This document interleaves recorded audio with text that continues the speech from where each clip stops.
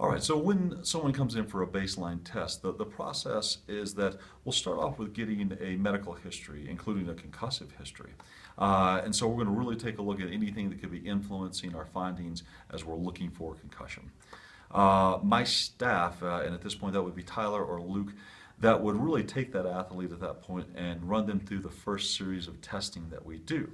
We'll start with a SCAT-3, and that's a standardized concussion assessment tool. We will take them through a balance and equilibrium test that's done on our computerized force plate, or what's known as posturography. And they will also do a vision screen looking for what's known as a post-traumatic vision syndrome. At that point, the patient's transferred back to me, where I will go through a screening neurologic exam. And that really means we're going to hit all the major pathways, input pathways to the brain, and we're going to look for the expected response when we challenge those pathways. So we're going to be shining lights in the eyes and using reflex hammers and tuning forks and pinwheels and such.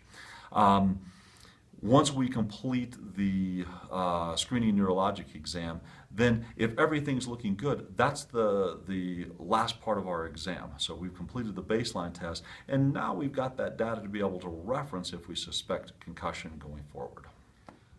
Concussion baseline testing is really important, particularly in today's environment.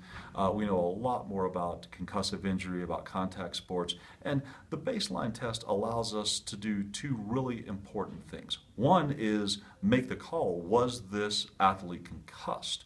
If we have a baseline test, we get to look back at how they performed on the same test that we're going to administer to them today and compare that to the test that they did before we suspected concussion. So it really helps us make that diagnostic call. Was this athlete concussed?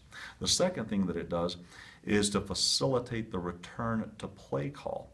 We always want for an athlete to be 100% resolved from a concussion before we consider putting them back into game play where they could sustain another concussion. So two really important reasons that I think every parent should be interested in having their children who are participating in contact sports go through a concussion baseline test.